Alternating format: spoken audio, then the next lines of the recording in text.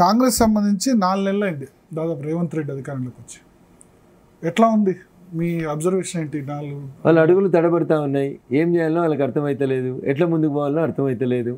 అందుకనే రోజుకో రకమైనటువంటి లీకులు ఇచ్చి ప్రభుత్వాన్ని నడిపించేటువంటి ప్రయత్నం చేస్తూ ఉన్నారు. కానీ ప్రజలు కోరుకున్నటువంటి ప్రభుత్వం ఇది కాదు.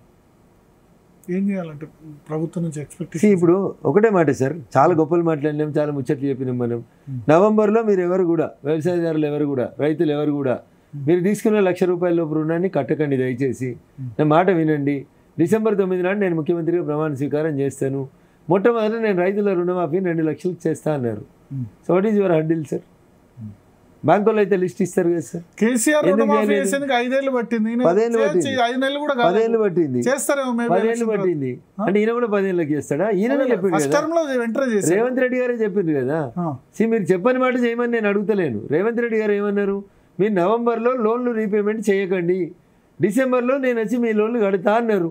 మరి అనలేదని చెప్పండి, నేను ఊరుకుంటాను. డిసెంబర్ 23లో కడతా అనే కదా, ఎలక్షన్ కొడతాను. డిసెంబర్ 23లో కడతా అనలేదు కదా, నేను డిసెంబర్లో కడతా అన్నా కదా. నేను ఏ డిసెంబర్లోనే కడతాను ఆయన వాదిస్తే నేను చేయగలిగింది ఏం లేదు. కాంగ్రెస్ 6 గ్యారంటీల్లో రుణమాఫీ అనేది లేదు, వాళ్ళు అది చెప్తున్నారు. ప్రజలు రుణమాఫీ చేస్తామని చెప్తే మిమ్మల్ని నమ్మిరు తప్ప 6 గ్యారంటీలా, 5 గ్యారంటీలా, 420 గ్యారంటీలా నేను చర్చించదలుచుకోలేదు. ప్రజల నుంచి వస్తున్న ప్రశ్న, డిసెంబర్లో కడతా అన్నారు, డిసెంబర్ పోయింది, జనవరి పోయింది, ఫిబ్రవరి పోయింది, ఎలక్షన్ కూడా వచ్చే మార్చి కూడా పోయింది. మీరు మళ్ళీ రేపు ఎన్నికలు అయిపోయినాక మళ్ళీ డిసెంబర్లో కూడా కట్టరు వాళ్ళు. అప్పుడు అడగడానికి ఆస్కారం ఎక్కడ ఉంటుంది? ఇంకొక మాట, 2000 ఎందుకు పెన్షన్ తీసుకుంటారు మీరు బాధపడకుండ్రి. డిసెంబర్ నుంచి మీ పెన్షన్లన్నీ 4000కు పెంచుతా అన్నారు. వచ్చినాయా భరత్ గారు? అన్నం ఉడికిందా లేదా చూస్తే 2 మెతుకులు చాలు కదా భరత్ గారు. మొత్తం 420 హామీల గురించి మాట్లాడుతారు. కాంగ్రెస్ గవర్నమెంట్ ఎలక్ట్ చేసుకుంది 5 సంవత్సరాల టర్మ్కి. 5 నెలలు కాకముందు అన్ని హామీలు అంటే సాధ్యం కాదు కదా. ఏ గవర్నమెంట్ కూడా అన్ని చేయమని నేను మీరు ఆర్టికల్ 370 ఇచ్చారు, 2014లో చెప్పారు, 2028 ఇంప్లిమెంట్ చేసింది. అది కావడానికి రాజ్యసభలో వాళ్ళకి మెజారిటీ కావాలి. మీకు ఆ సంగతి తెలుసు. ఒక బిల్లు పార్లమెంట్లో చట్టం కావాలంటే రాజ్యసభలో పాస్ కావాలి. మాకు మెజారిటీ లేనప్పుడు చేయలేదు. మెజారిటీ కావాలి. డబ్బులు లేకుండా ఎట్లా చెప్పారు సార్? డబ్బులు లేకుండా ఎట్లా హామీ ఇచ్చినారు? మీరు నవంబర్లో మీరు కట్టకండి అని చెప్పినారు. ప్లే చేసి చూడండి బయట. డిసెంబర్లో నేను వచ్చి 2 లక్షలు కడతా అని చెప్పారు. ఇప్పటికే అంటారు రుణమాఫీ సంబంధించి రైతు మీద రూపాయి భారం కూడా పడిందేమో, రుణాలు కూడా ఆ ఇంట్రెస్ట్ కూడా మేమే భరిస్తాం అంటారు. సో ఇది నన్ను అడిగే బదులు మీరు జనాన్ని అడిగితే జనం రెస్పాన్స్ చెప్తారు సార్. 5 నెలల్లో కాంగ్రెస్ ఆశించిన రీతిలో పనిచేస్తుంది. కాంగ్రెస్ గ్రాఫ్ పెరగలేదా 5 నెలల్లో?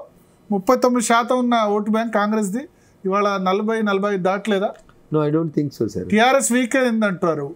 సో ఆటోమేటికల్లీ అది పెరిగేది కాంగ్రెస్కే కదా. సో ఈ ఎన్నిక ఈ దేశ సమగ్రతకి, ఈ దేశ సార్వభౌమాధికారానికి సంబంధించినటువంటి ఎన్నిక. ఈ దేశం ఎట్లుండాలి, ఈ దేశ ప్రజలు సురక్షితంగా ఉండాలంటే ఏం చేయాలని కోసం దానికి జరుగుతున్న ఎన్నిక. మీరు నమ్ముతున్నారా కాంగ్రెస్ ఈ దేశంలో అధికారంలోకి వస్తుందని? రాహుల్ గాంధీ గారు ప్రధానమంత్రి అవుతారని ఎవరైనా కలగంటున్నారా? ఏ సర్వే సంస్థనన్నా దాన్ని ఆ విషయాన్ని చెప్తుందా? ఎవరు చెప్పనప్పుడు 2004లో ఇట్లా అన్నారు, ఇండియా షైనింగ్ ఖచ్చితంగా గెలుస్తామని చెప్పి. చూస్తే 137 సీట్లు బీజేపీకి వచ్చి కాంగ్రెస్ 145 అయింది. సో ఇప్పుడు గవర్నమెంట్ ఫామ్ అయింది. అప్పుడు 2004లో కూడా కాంగ్రెస్ వస్తుందని ఎవరు అనుకున్నారా? అనుకోలేదు కదా. 2004లో యూపీఏ ప్రభుత్వానికి ఎడ్జ్ ఉంటుందని అనుకున్న మాట వాస్తవం. ముందస్తు ఎన్నికల సందర్భంగా కొంత బూమరాంగ్ అయిందనేటువంటి మాట వాస్తవం. కానీ ఈ రోజు ఏముంది? ఈ రోజు భారతదేశంలో ఉన్న ఏ సర్వే సంస్థ కాదు, ప్రపంచంలో ఉన్న ప్రతి ఒక్కరు చెప్తున్నారు 3వసారి మోడీ గారు ప్రధానమంత్రి అవడం అనేది అయిపోయింది. అది just waiting for the election result and time and date కోసం తప్ప ఇంకెక్కడ లేదు. ఇక్కడ ఎవరు కలగంటలేదు Rahul Gandhi prime minister. Last టైమే మీరు కలగంటే మేమేం చేయలేదు. మీరు ఉన్న దానిలో లాస్ట్ టైం అన్నిట్లో పీక్ వచ్చాయి. ఉత్తరప్రదేశ్లో పీక్, బీహార్లో 40కి 40, రాజస్థాన్ 25కి 25, గుజరాత్ 26కి 26, మధ్యప్రదేశ్ 29కి 28, ఛత్తీస్గఢ్. మీకు మిగిలి ఉందంటే సౌత్. వాటిని నిలబెట్టుకుంటాం, ఉత్తరాదిలో వచ్చిన వాటిని నిలబెట్టుకుంటాం, దక్షిణాదికి విస్తరిస్తాం. దాంట్లో కర్ణాటక గురించి మాట్లాడతలేరు మీరు. కర్ణాటకలో మన కర్ణాటకలో 28-26 వచ్చాయి లాస్ట్ టైం. ఇప్పుడు కూడా అంతే వస్తాయి. 28-26 కూడా వస్తున్నాయి. ఇప్పుడు కూడా అంతే వస్తున్నాయి. తెలంగాణలో 4 ఉన్నాయి. నేను చెప్పిన 17 వస్తాయని. ఆంధ్రప్రదేశ్లో 5-6 వస్తాయి. తమిళనాడులో వస్తున్నాయి, కేరళలో వస్తున్నాయి. ఆంధ్రప్రదేశ్లో మీరు పోటీ చేసేది 6 వస్తాయి. ఏముంది మీకెందుకు ఇబ్బంది? మాకు విశ్వాసం ఉంది 6 కారు. జగన్ ఓడించగలరా అక్కడ? సో ఇష్యూ అది స్టేట్కి సంబంధించిన ఇష్యూ నేను మాట్లాడుతున్నాను. పార్లమెంట్కి సంబంధించిన ఇష్యూకి నేను మాట్లాడుతున్నాను. భారతీయ జనతా పార్టీ ఎందుకు గెలవాలి, నరేంద్ర మోడీ గారు 3వసారి ఎందుకు ప్రధానమంత్రి కావాలనే విషయంలో ప్రజలు చాలా స్పష్టంగా ఉన్నారు. ఆంధ్రప్రదేశ్ లో క్లియర్ స్టాండ్, అది ఏ ప్రదేశ్ అయినా, అది ఏ ప్రదేశ్ అయినా బీజేపీ క్లియర్ స్టాండ్ ఉంది. అది ఏ ప్రదేశ్, నరేంద్ర మోడీ బహిరంగ సభలో ఏ ప్రదేశ్ చంద్రబాబు నాయుడు ముఖ్యమంత్రి కావాలని చెప్పలేదు సార్. నేను ఏమంటున్నాను, నేను రాష్ట్రానికి ఆ రెండు పార్టీలు కూడా మీతోనే ఉన్నాయి సార్. రాష్ట్రానికి సంబంధించినటువంటి అంశాల్లో no I don't want to debate anything. నేను చెప్తుంది కేంద్రానికి సంబంధించి, నరేంద్రుడి నాయకత్వానికి సంబంధించి, మూడోసారి ప్రధానమంత్రికి సంబంధించి.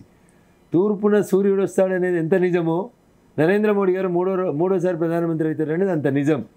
భరత్ గారు రాసి పెట్టుకోండి. బట్ కాంగ్రెస్ మేనిఫెస్టో నిన్న రిలీజ్ చేశారు తుక్కుగూడలో. ప్రతి సంవత్సరం పేద కుటుంబానికి ₹1,00,000 ఇస్తాం అంటే 1,00,000కు తక్కువ ఆదాయం ఉండని కుటుంబం అంటూ ఉండదంటారు. అంబానీలు అదానులకు ఇచ్చే బదులు అదేదో మేము పేదవాళ్ళకి ఇస్తామంటారు. అంబానీ అట్రాక్టివ్ హామీ కాదా? కర్ణాటకలో వర్కౌట్ అయింది 5 గ్యారంటీస్, అంబానీకి తెలంగాణలో 6 గ్యారంటీస్ వర్కౌట్ అయింది. సేమ్ అటువంటి 6 గ్యారంటీలు దేశవ్యాప్తంగా ఇస్తున్నారు. సో అంబానీ గారు ఒక ఇంటర్వ్యూ ఇచ్చినారు ఢిల్లీలో, మీలాంటి ఒక సీనియర్ జర్నలిస్ట్ మిత్రునికి. నేను ఢిల్లీకి వచ్చింది రాజీవ్ గాంధీ గారు ప్రధానమంత్రి ఉన్నప్పుడు వచ్చిన, నా వ్యాపారాన్ని ఢిల్లీలో ఎంకరేజ్ చేసింది అప్పటి ప్రధాని రాజీవ్ గాంధీ గారు అని స్పష్టంగా చెప్పారు. మళ్ళీ మా మీద ఎందుకు పడేస్తారు? అంటే పెట్టించారు, అనుచిత లబ్ధి ఇచ్చిరు, నేను ఎదిగేందుకు సహకరించారు. This is what was told by mister Adani, not Raghunandan Rao. ఒక వ్యాపారవేత్త వ్యాపారం చేసుకుంటే ఎవరు చేయలేదు. ప్రతి 5 సంవత్సరాలకు ఒకసారి బ్యాంకర్స్ ఎన్పిఐ అయ్యేటువంటి వాటిని, వాళ్ళకి సంబంధించినటువంటి బ్యాంకు ఇంట్రెస్ట్ రేట్లను సవరించుకోవడం విషయంలో they have liberty, they are doing it. దానికి ఏదో నరేంద్ర మోడీ గారు వచ్చినాక మేము కట్టించిన బాత్రూమ్లు కనబడలేదా మీకు? మేము కట్టించిన ఇల్లు కనబడతలేవా మీకు? 18,000 ఇళ్ళకి మీరు కరెంట్ ఇవ్వకుండా ఇడిచిపెట్టిపోతే మేము 100 ఊర్లో కరెంట్ ఇచ్చిన కనబడతలేదా? ఇలా అంటే ఇల్లు సంబంధించి కొత్త కదా ఇందిరా ఆవాస్ యోజన ఎప్పటి నుంచో. మరి ఇంకా 1947లో ఈ దేశానికి స్వతంత్రం వచ్చి 50లో రాజ్యాంగం వస్తే ఇంకా 2014 దాకా ఇల్లు లేని వాళ్ళు ఎందుకున్నారు భరత్ గారు? రోడ్లు లేని ఊర్లు ఎందుకున్నాయి? కరెంట్ లేని ఊర్లు ఎందుకుంటాయి? ఇవన్నీ కదా కావాల్సింది. బేసిక్ ఇన్ఫ్రాస్ట్రక్చర్ లేకుండా కాంగ్రెస్ ఒక ఫ్యూచర్ తోటి లేకుండా పోతుంటే, ఇంకొక మాట చెప్పి రాజీవ్ గాంధీ గారు మీకు గుర్తుండాలి, మేము 100 రూపాయలు ఢిల్లీకి వెళ్ళి పంపిస్తే గల్లీకి 15 రూపాయలు పోతున్నాయని ఆవేదన వ్యక్తం చేసిరు పార్లమెంట్ లోపల రాజీవ్ గాంధీ గారు. ఇలా ఏ ఒక్క ఎంపీ అయినా అట్లా మాట్లాడే పరిస్థితి ఉందా? 100% అవినీతి రహితమైన జనానికి పోతున్నాయా, కార్పొరేట్లకు పోతున్నాయా? జనానికి పోతుంది. కార్పొరేట్లకు ఎంత పోతున్నాయి, కామన్ పబ్లిక్ ఎంత పోతుంది? కార్పొరేట్లకు పోవాల్సింది ఏముంది? వారు ఏదైనా సంస్థ పెట్టుకుంటే లోన్ తీసుకుంటే అది బ్యాంక్కి వారికి సంబంధించినటువంటి అగ్రిమెంట్. కార్పొరేట్లకు మేమేమి ఇస్తాం? ఎందుకు ఇస్తాం?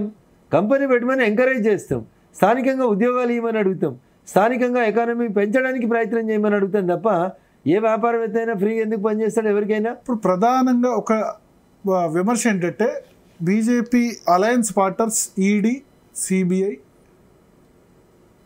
ఎన్ఐఏ, ఐటీ డిపార్ట్మెంట్ ఇవన్నీ కూడా అలయన్స్ పార్ట్నర్స్ అయిపోయాయి. ఇప్పుడు ఈడీ కేసు పెట్టిన దగ్గర, సిబిఐ కేసు పెట్టిన దగ్గర ఏం దొరకలేని ఎవరైనా ఉంటే చెప్పారు. ఐటీ రైడ్ చేసిన దగ్గర ఏం దొరకకుండా అన్యాయంగా కేసు పెడితే ఒక మాట చెప్పండి. తప్పు చేసిన వాళ్ళు ఇంట్లో మీద ఈడీ రైడ్ చేస్తే అది బీజేపీ పార్ట్నర్. ఏం దొరకని వాళ్ళు చెప్పాలి. సుజనా చౌదరి, సీఎం రమేష్ అయిపోయిందా వీళ్ళందరి దగ్గర. ఇంకా అజిత్ పవార్, ప్రఫుల్ పటేల్ చెప్తాను. వాషింగ్ పౌడర్ నిర్మా అంటారు. బీజేపీలో జాయిన్ అవుతే వాషింగ్ పౌడర్ నిర్మా. ముకుల్ రాయ్ నేను చెప్తాను. తర్వాత ఇప్పుడు అస్సాం సీఎం హిమంత బిశ్వ శర్మ. ఒక్కరి మీద ఇంట్లో ఏం దొరకలేదా? ఒక్కరి మీద ఎఫ్ఐఆర్ డ్రాప్ అయింది చూపెట్టుంది, ఒకరి మీద ఛార్జ్ షీట్ వేయకుండా ఆపింది చూపెట్టుంది, ఒకరు కోర్టుకు పోకుండా చూపెట్టి డ్రాప్ అయింది. డ్రాప్ అయిపోయింది.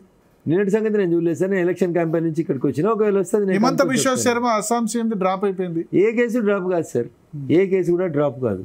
ఎకనామిక్ అఫెన్సెస్లలో మీరుంటే ఏ కేసు కూడా డ్రాప్ కాదు.